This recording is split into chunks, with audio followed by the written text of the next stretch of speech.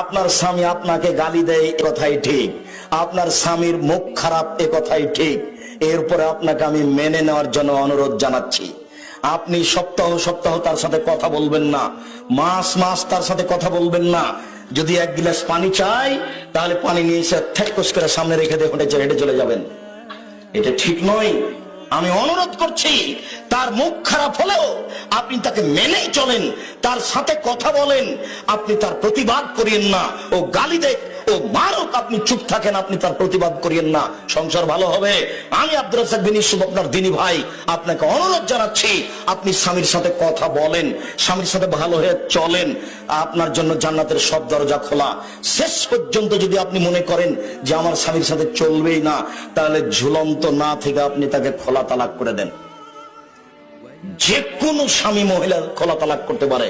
সে কোটি টাকা দামের চাকরি করলেও, সে বড় পরেজগার হলেও, যে কোনো সময় যে কোনো মহিলা স্বামী থেকে পৃথক হয়ে যেতে পারে। চেয়ারম্যান মেম্বারের মাধ্যমে, দায়িত্বশীলের মাধ্যমে, কোর্টের কাজীর মাধ্যমে পৃথক হয়ে যেতে পারে। তার নাম খোলা তালাক। আপনি খোলা হয়ে যেতে পারেন, কিন্তু এই ঝুলন্ত অবস্থায় মাস মাস কাটাবেন, এতে পরকাল হারিয়ে যাবে।